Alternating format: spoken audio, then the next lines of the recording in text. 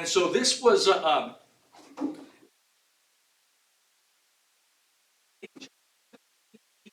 and verses 19, chapter 19, verses 1 through 10, are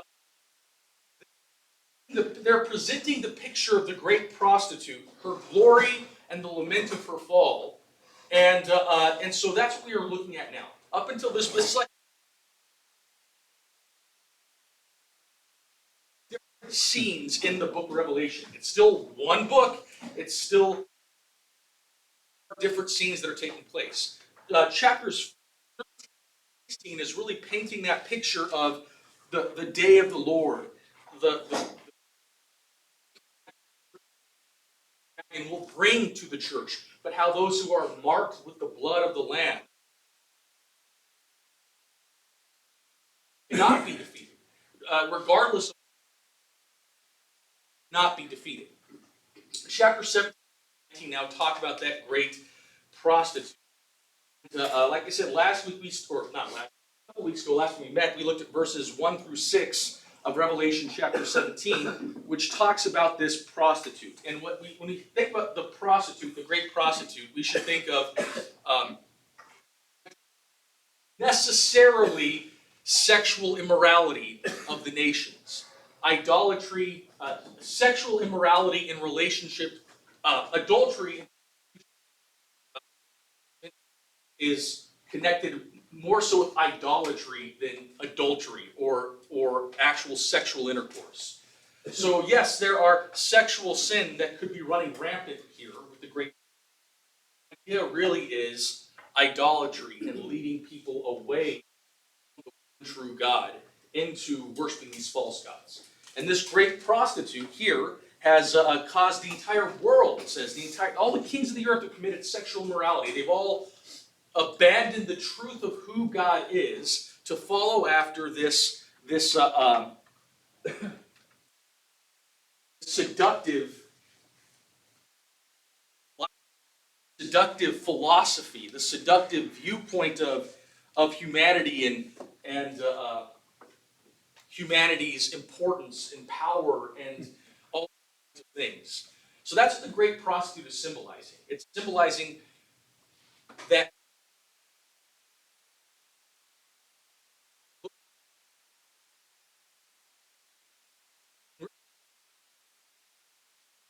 I did not get this from any other commentaries. I'm sure there are commentators who made this comment before, because I don't think it's terribly original. But I mean, really, that seductive call of the great prostitute is what Satan gave to Adam and Eve in the garden. You will be like God. You will be like God. If you indulge your desires, if you indulge yourself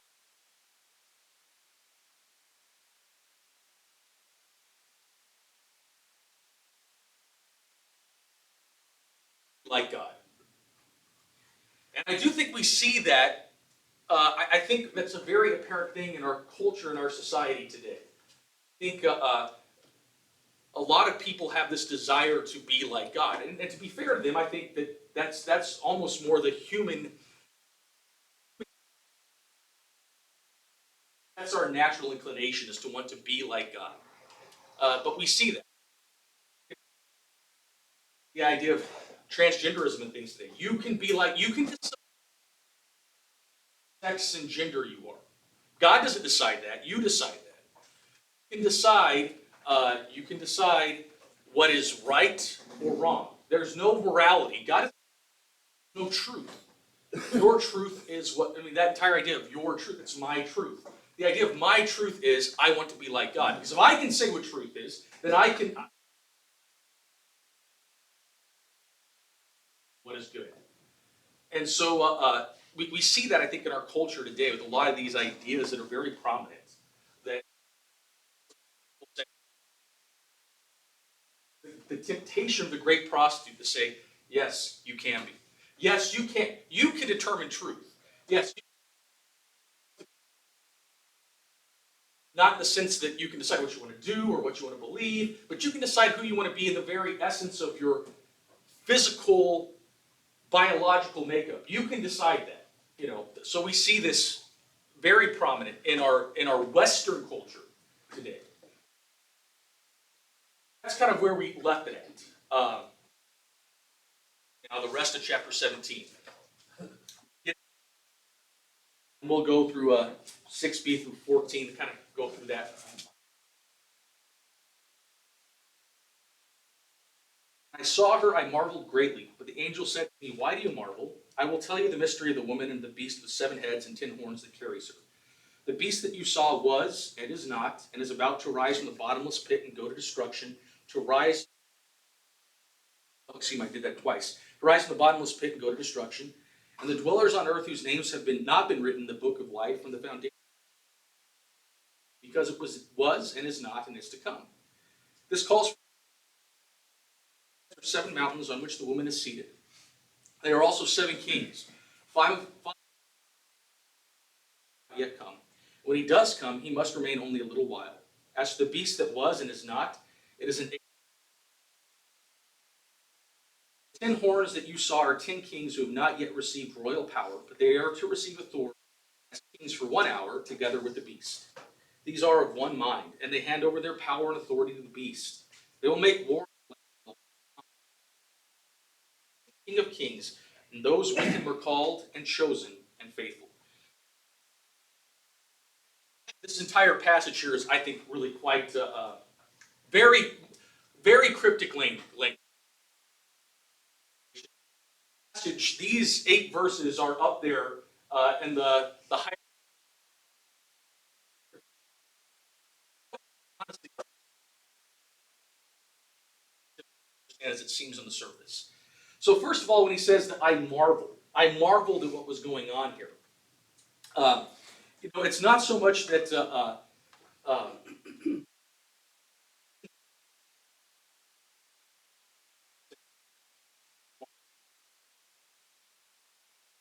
that there is a reason for John to actually be wondering, because he has unanswered questions about this beast. And say, why? Why does this beast? Why on the world? This, this being God. Why does that have such appeal? That's really kind of the marveling that John's having here. And the angel says, why do you marvel? Why do you marvel at 7 heads and 10 horns that carries her? Verse 8 says, the beast that you saw was and is not and is about to rise from this pit and go to destruction. So here we see this throughout the book. Constitute the unholy trinity that we've talked about, imitate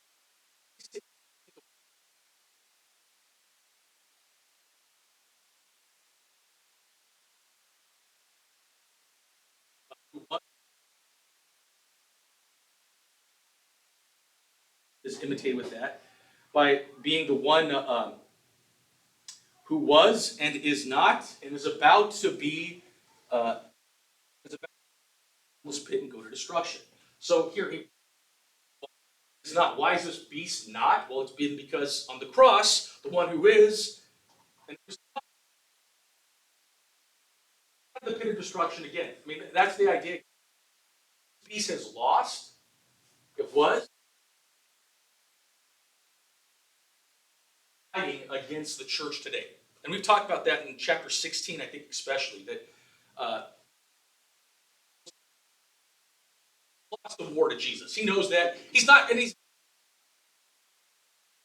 fighting the church.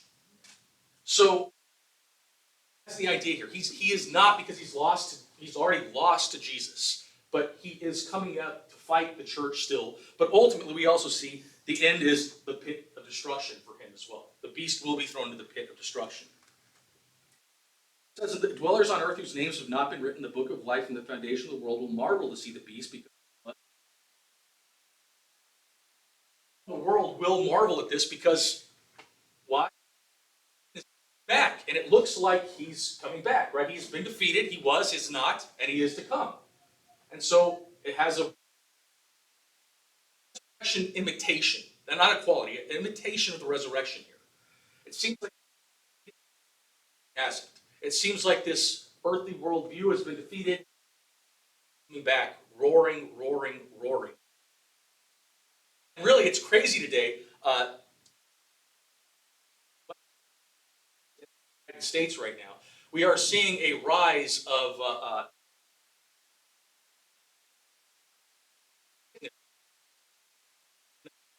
in the United States right now. Much more accepted, much more popular, much more promoted. I think this is more pointing to once again that idea of the view of you will be like God.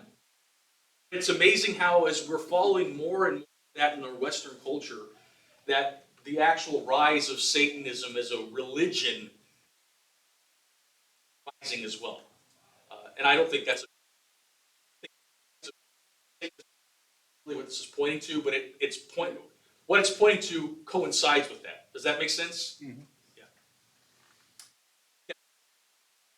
And I agree with you that implicitly put thinking of themselves as God, but they don't necessarily. No, no, definitely not. No. I think they believe they know better than God, which then the only way you can know better than God is to comes to like kind of the kind of secular critique of.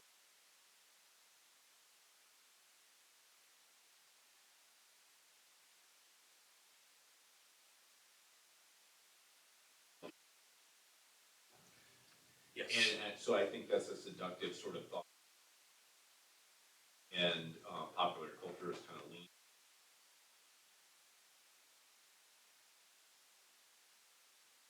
These things wouldn't be happening because he would not allow. Me doing this better, but I am doing this better. Yeah. You're 100% right. Mhm.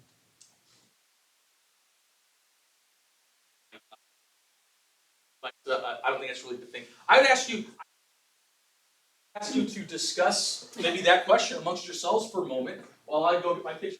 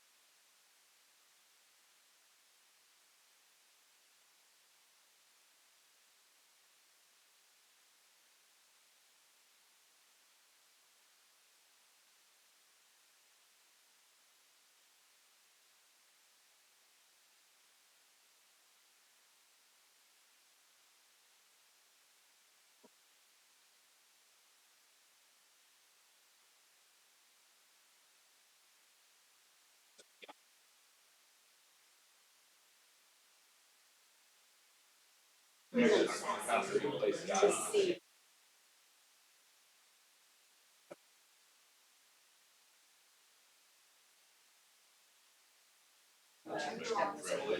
And Watch this docudrama. He's telling me his workers Yeah. are like.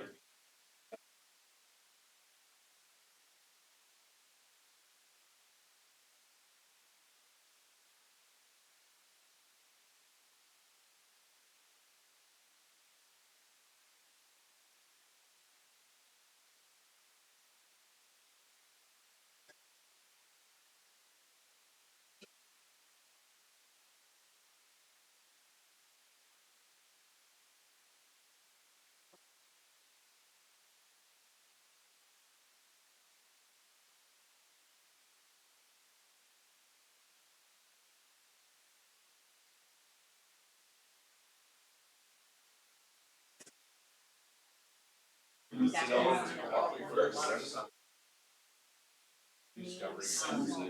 messages and races.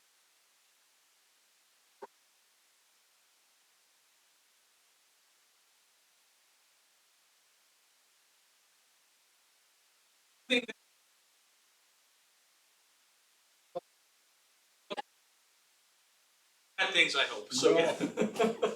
No, anything anyone wanted to share from what we were talking, what you were talking about while I was gone? Over the verses.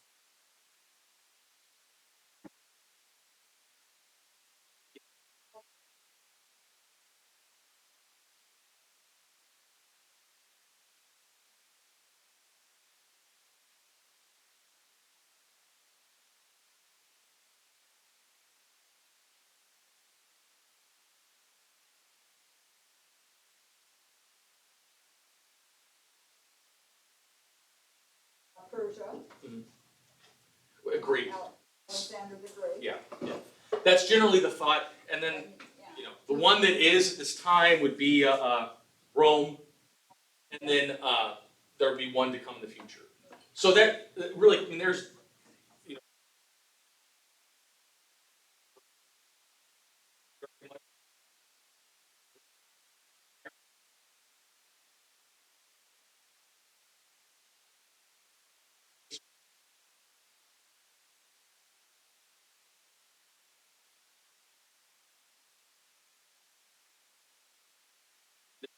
this point now, there is the, I mean, we don't, America has acted very much as an imperial, and this is just a fact, America has acted in.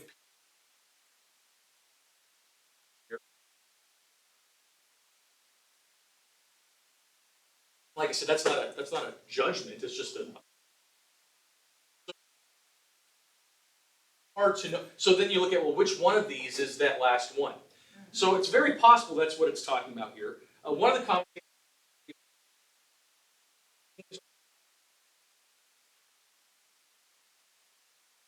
not necessarily an actual kingdom, it's the different ways that Satan sees.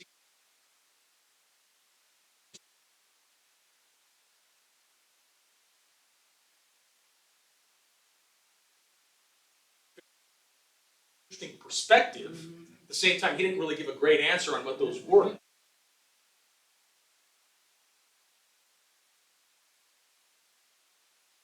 But so that is a little cryptic and hard to understand. But I do think the idea we should still see this in the. I think there's something still, even though there was not specifics given by this commentator. Satan seeks to enthrall people on earth. I think there is something to that, though, especially at least in light of the way I think we've been reading the rest of the book of Revelation, right? That these things are pointing to something. They are truth, but they're pointing to something else. So, prostitute here, is it talking about a literal prostitute? Is it talking about a nation? It's not really about a nation or society. It's really about a world that is. No, I mean it's pointing to something deeper. I think that's what's going on here as well. So is it a literal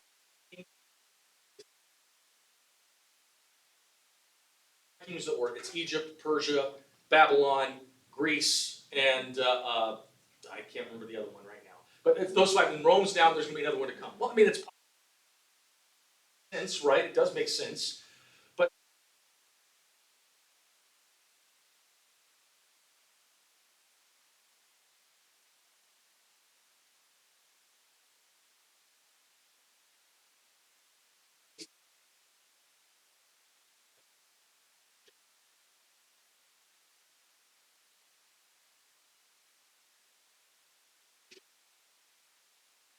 force in the world up until that point, I think there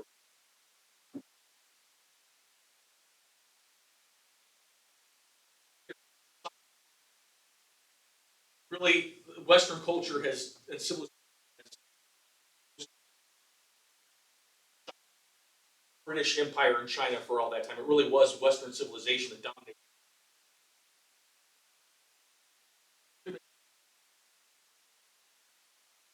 Reality is, I don't think we know 100% certain, but I think the point here is that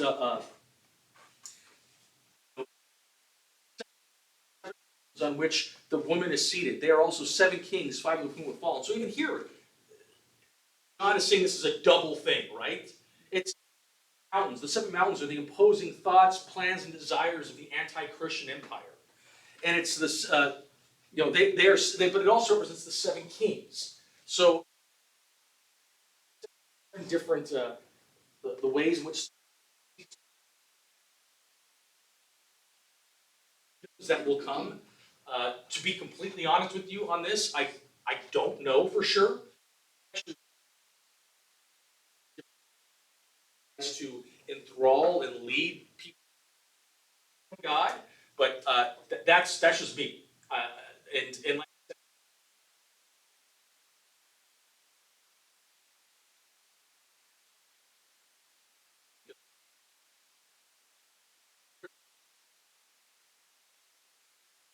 in Revelation, and what exactly is here, I'm not for certain. But what I do know is that it is getting at this idea that this is an anti-Christian empire that is fighting against God. And I think one of the things that's important for us to understand as well is, even here at the is one that is to come. The idea behind that more than anything else is it's not over.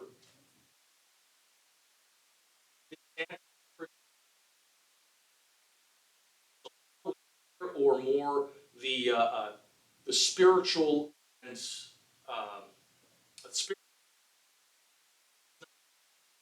that's the greater thing to understand here is it's not done. I think that's a really good discussion that you guys were having. So, anything else that was talked about in groups? You know, very interesting too. As for the beast, it was and is not. It is an eighth, but it belongs to the seven. And it goes. That one's even like, what do you mean? There's seven kings and now there's an eighth? What are you talking about? What is going on here?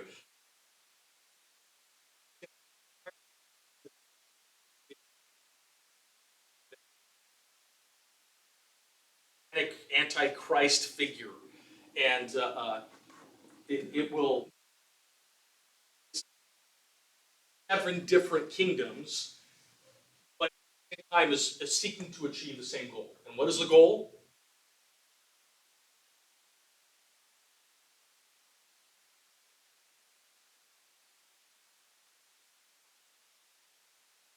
So yeah, so it's separate from this. That beast is separate from these seven kingdoms, and yet at the same time, it's seeking to achieve that same goal. But that beast will go to destruction. And then verse 12, and the 10 horns that you saw are 10 kings who have not yet received royal power, but they are to receive authority as kings for 1 hour together with the beast. So, 10 horns are all the power of the beast, the sum total of the anti-Christian. This is the brute force of the anti-Christian power, and I think that's what this is representing. It's the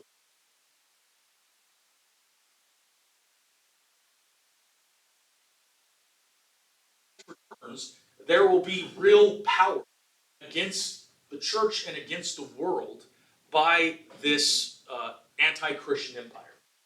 Now, there are different ways that people interpret this as well. If you go back to Tim LaHaye, Jerry B. Jenkins, Left Behind series stuff, they would take this as there are major nations that come together and they will raise up the beast, and then there are kind of sub-kings that will each reign in a region of the world for a short amount of time before. And so there are different ways that people read this. I really think sometimes we overcomplicate things. I think this is really pointing to, this is the ultimate brute force and power of the anti-Christian empire. Yes, Steve? I think I mentioned to you about the opening of the Commonwealth Games. Yes, I did watch that as well, yeah. That isn't a modern reflection of this. I don't know what else is.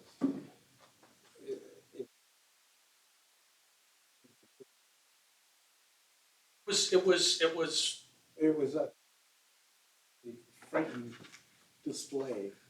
It was interesting for sure. I mean, there were some things that I don't think it was. You weren't having to stretch too far to see things symbolized. Like they read from it themselves. Yeah. People that made this So display. it's interesting for sure. You know. Okay. So no, I don't disagree. And well, the big thing I would say on this, this is happening, right? It's in our world today where there.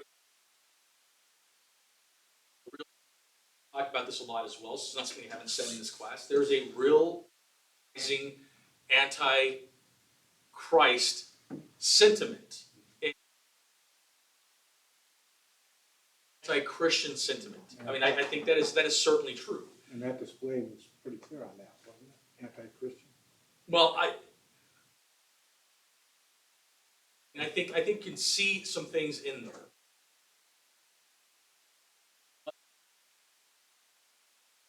You know, I think maybe the people who put it together may have, people performing it didn't, you know. So I don't as concerned about those things as what is the actual nature of what is happening in our world. Things that could be done that really don't matter, they're performative. But there are things that are actually substantive that are happening in the world as well that I think point to this. And like I said, there's that rise, there is a very much an anti-Christ sentiment that is rising in the Western world today. There is an anti-Christian sentiment that is rising in the world today, and the Western world. And like I said, I'm not saying that there are, we're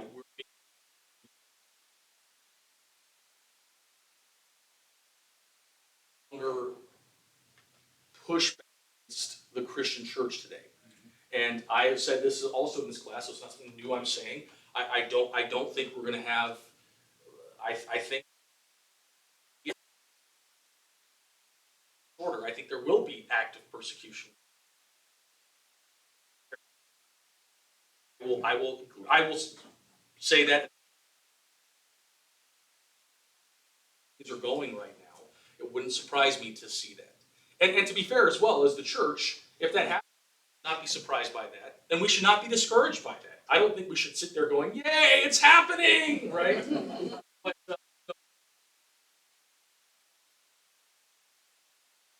in John, when they were persecuted and beaten in the gospel, they praised God that they were counted worthy to suffer.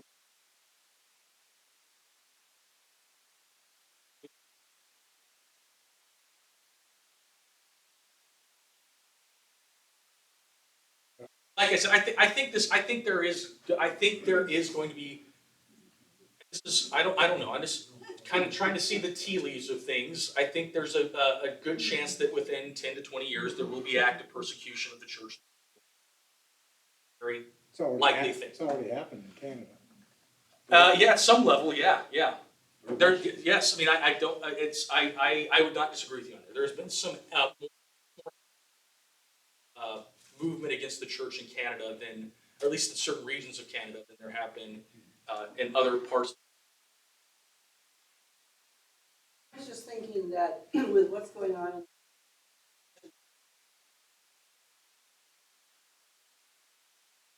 churches to the point of bulging doors? No, I think that's a great question, Ellie. And a few things. One, we don't know for sure. But two, I think it's more likely that it will increase the numbers of people in the church. Having said, I think it will increase the faith of those who are. I heard somebody said as well, like when Christ, you don't put bars of salt on your food, or a little bit of salt can make a big.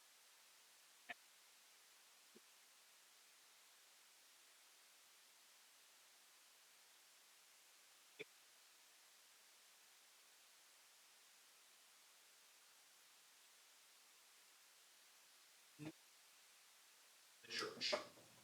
But I think we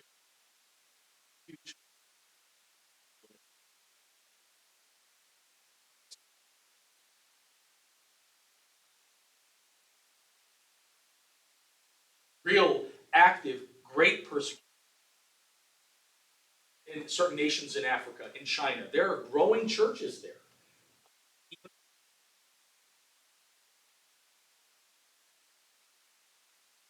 I think at least temporarily there will be a in the church. So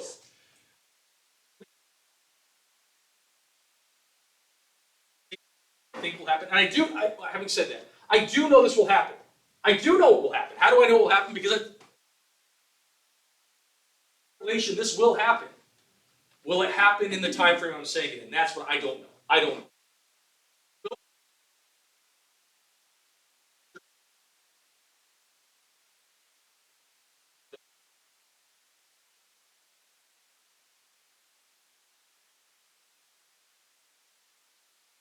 Why don't you schedule a Sunday, the 25th?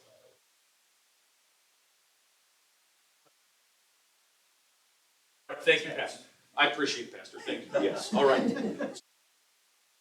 So we see here, verse 13. These are of one mind: the beast and the 10 horns, the beast, all those things. They will hand over the power of the authority of the beast. They will make war on the Lamb. The Lamb will conquer them, for he is Lord of lords and King of kings. And those. So you see here, this is as I said earlier.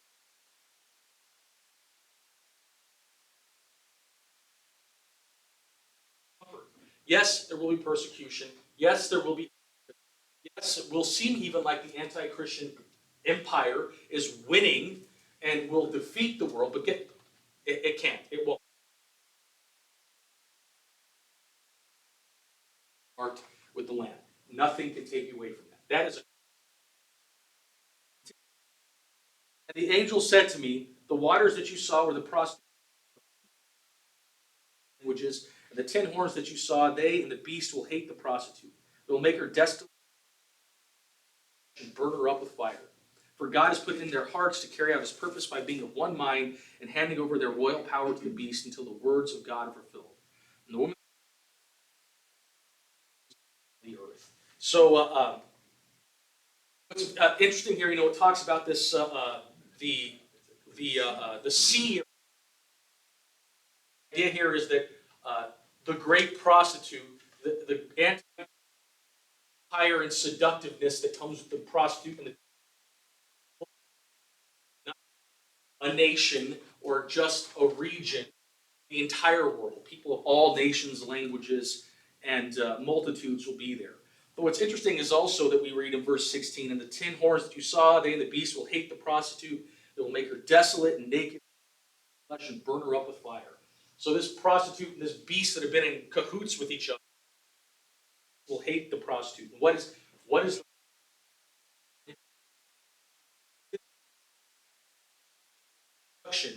even though they gave her the power?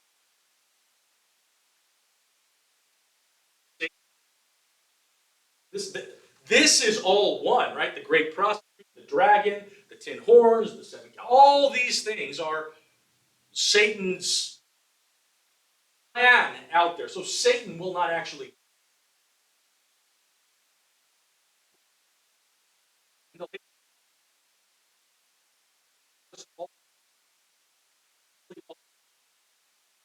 must lead to their destruction, will lead and will burn up the people who follow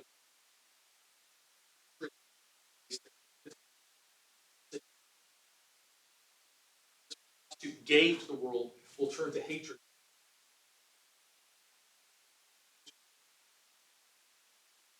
Themselves are again blaming someone else for.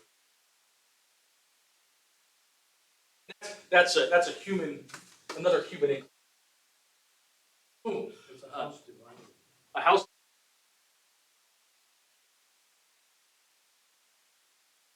This says like, and tell me if I'm wrong here, but.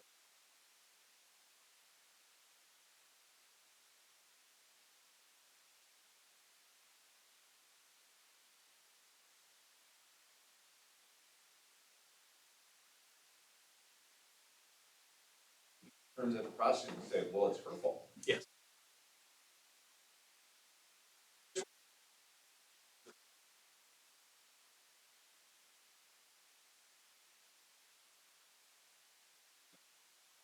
It's really, Ruined it. yeah, Josh, that's really good. I like that a lot, yeah.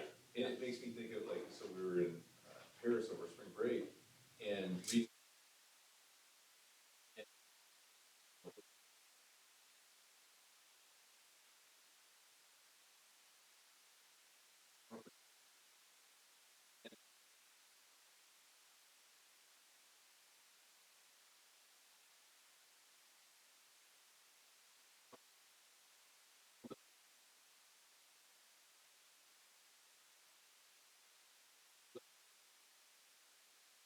So that they could move on. Yeah, yeah, and I mean, and that's culturally we see that, but also as human beings.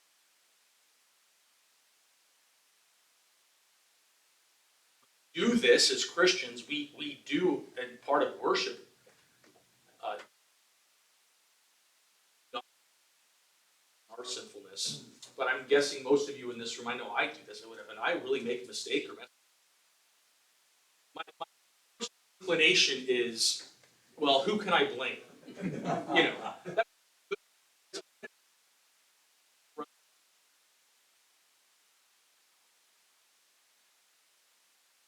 your life as well, where you know you messed up. Maybe somebody else caused you to or helped you mess up. For what you did wrong, your first thing is to say, well, it's their fault. And even we go back, I don't want to spend too much time on this.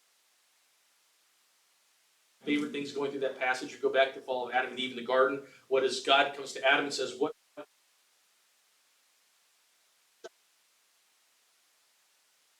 You gave her to me, it's your fault. You had to give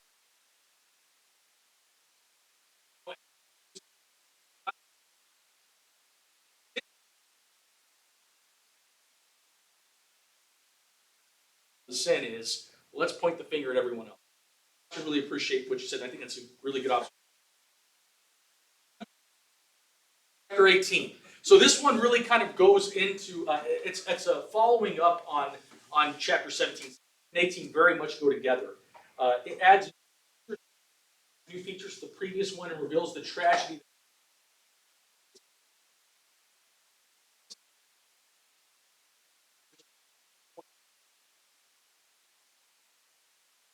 Let's go to head and start in verses 1 through 3 together first. This I saw another angel coming down from heaven, having great authority, and the earth was made bright with his glory, and he called out with a mighty voice, Fallen, fallen is Babylon the Great. Spirit, to hunt for every unclean bird, a hunt for every unclean and detestable beast. For all the nations for sexual immorality, and the kings of the earth have committed immorality with her. New angel comes, he proclaims this statement, and it's really for the church, this actually is a victory cry. Fallen is Babylon. Now, a lot of people throughout interpret this different ways. They look at, I think, the people who read this initially, when John wrote this, probably would have seen Rome.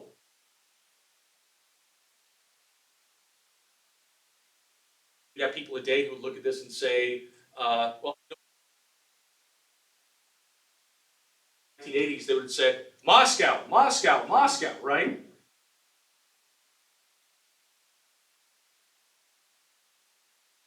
Nations, or I guess that's the nations, but the United Nations, or Washington D.C., or whatever.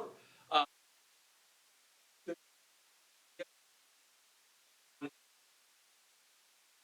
Again, that anti-Christian, the anti-Christ empire.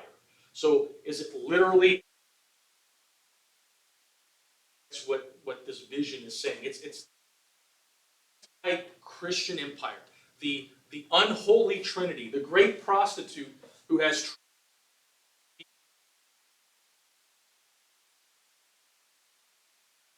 which ultimately it's fallen.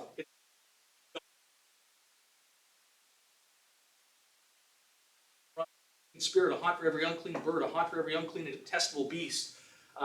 It is a place of sinfulness and wickedness, and it has corrupted and caused sinfulness and wickedness in everything that it's touched. And it's fallen now. It's lost. The wine, the passion of her sexual immorality. Once again, every nation. It's not just one nation that's done this. It's not just a region of the world that's done this. Every nation of the world has drunk of the wine of the sexual immorality of this anti-Christian empire. Once again, the sexual immorality is not necessarily pointing to sexual sin. It's pointing to idolatry.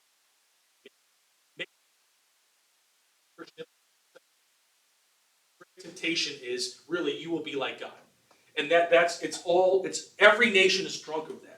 The kings of the earth committed immorality with her. So once again, the nations, the leadership of these nations, they've done these same things. The merchants of the earth have grown rich in the power of her luxurious living. So every region of the world has been touched by this prostitute that is the anti-Christian empire, but ultimately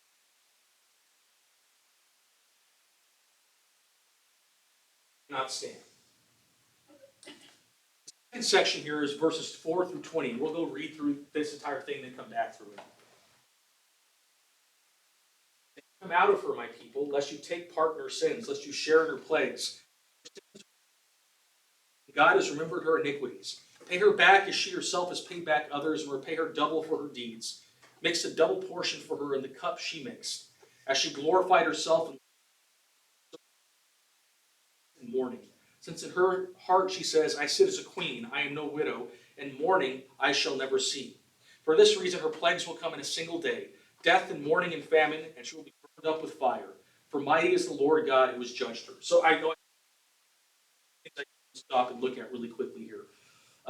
This entire thing, verses 4 and 5. Come out of her, my people, lest you take part in her sins, lest you share in her plagues, for her sins are heaped high as heaven, and God has remembered her iniquities. Once again, if this is saying, come out of a city, come out of Rome, come out of DC, whatever people may put this on. I don't think it's literally God saying, come out of these.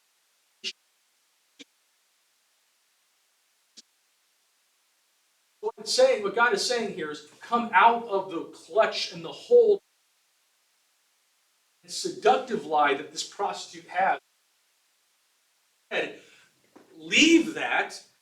And this is not said here, but I mean, ultimately would be leave to the cross. Come to Christ. Come to salvation. Leave aside your desire to have everything you want, to be your own God, and instead follow after the one true God. So he is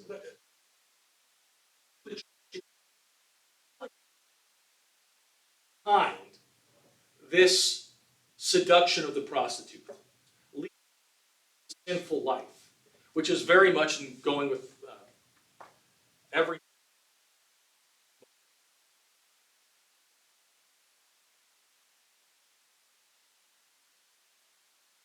been saved. Now walk in the grace and mercy that you.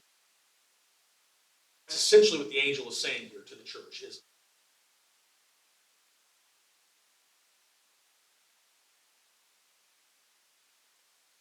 Then with that, pay her back as she herself has paid back others, or pay her double for her deeds, mix a double portion for her in the cup she mixed. This is not God saying, as the church, you will do this. This is God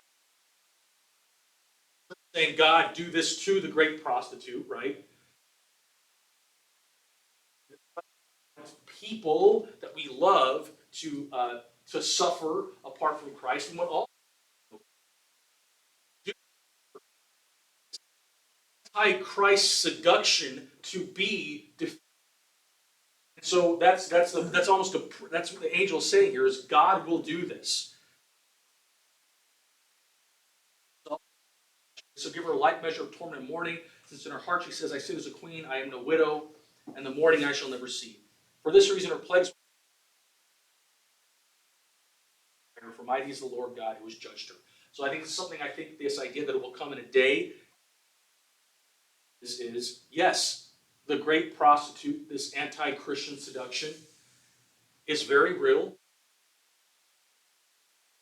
but be defeated on the day of judgment, on the day when Christ returns. And it will happen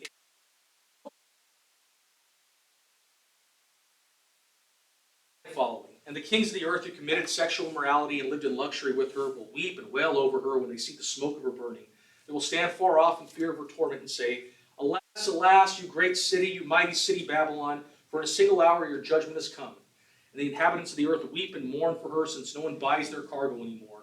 Cargo of gold, silver, linen, purple cloth, silk, scarlet cloth, scented wood, all kinds of articles of ivory, all kinds of articles of marble, cinnamon, spice, incense, myrrh, frankincense, wine, oil, fine flour, wheat, cattle, and sheep, horses and chariots and slaves, that is, human souls. The delicacies and their splendors are lost to you, never to be found again. So once again, the idea, those who have been following the anti-Christian seduction, that great prostitute, will see that she is defeated. They will cry out in agony over that defeat, and they'll things of the world that brought them great wealth, that brought them, the idea here is things that brought you great wealth and security and joy and happiness.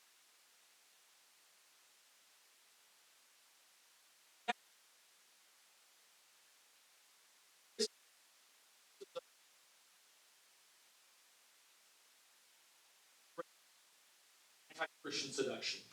You may be now, you may be feeling happy now.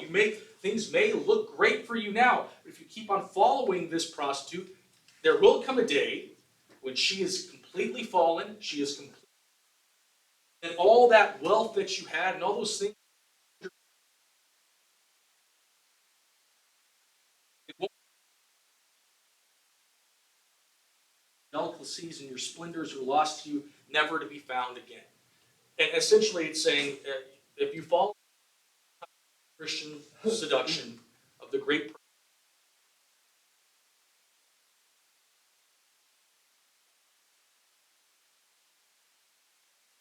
yes, yeah, but I think there's some truth to that.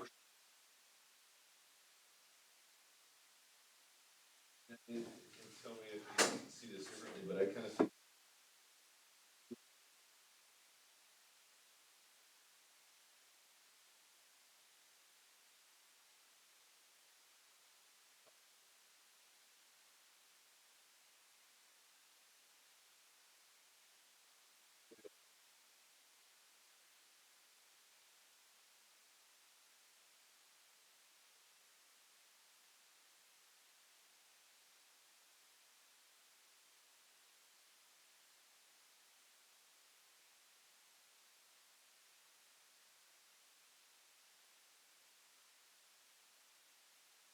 Exactly, it'll be. but Yeah. it'll be like, it's he.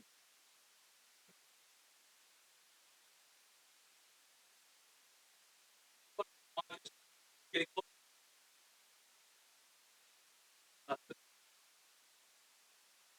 Verse 15.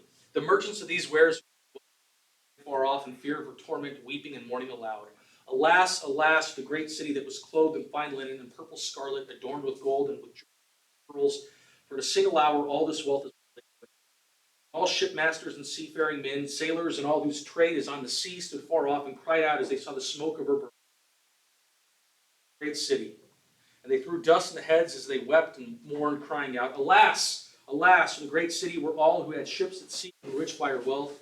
For in a single hour she has been laid waste. Rejoice over her, O heaven, and you saints and apostles and prophets, for God has given judgment for you against her. So This is just kind of echoing that same thought of the first few verses, just every single person who recognize that the wealth, true wealth and prosperity, and ultimately there's 3 sections, like I said, verses 1 through 3, verses 4 through 20, and the last section is verse like a great millstone and threw it into the sea, saying, so will Babylon, the great city, be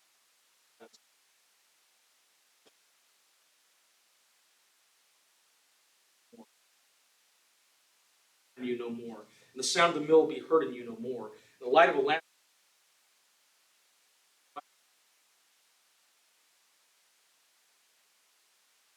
sorcery. And in her was found the blood of prophets and of saints, and all who have been slain on earth. So once again, this is the hour when her destruction comes. Babylon the Great will be thrown into the sea. It'll be thrown. There will be no more joy in.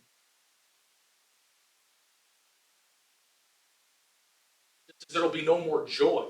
This is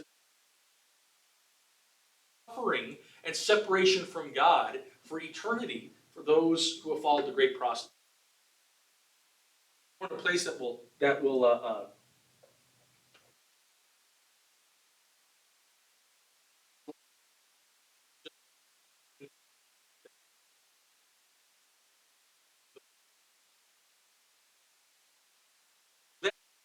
.30 or 10:29. I got maybe 2 minutes. I can answer questions. Are there any questions or comments?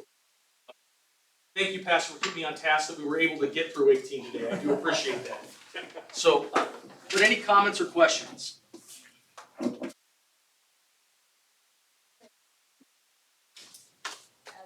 we sin, and then we have that one.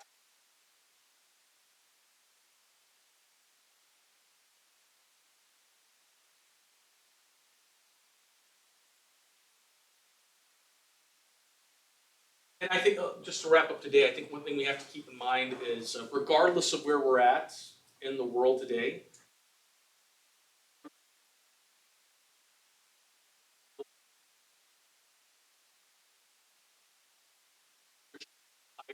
hates the church even today.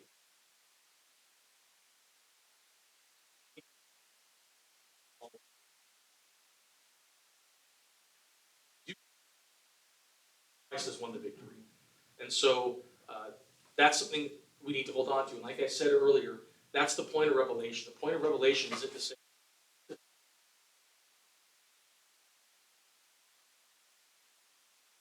what the great, be able to say what these 7 kingdoms actually are. The idea is they're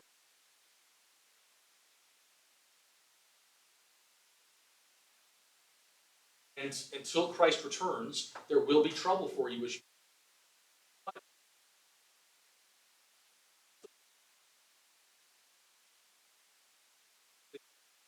you're afraid. It's not to find out exactly when Christ will come. It's not to pinpoint, well, this. It's to trust in the blood of the Lamb and to know that He's won the victory. Stand firm in the faith. Yes, exactly. Things we'll see all about you. Don't modify your thinking. Stand Yeah, firm. yeah. Don't stand firm to what God's word says. Yeah.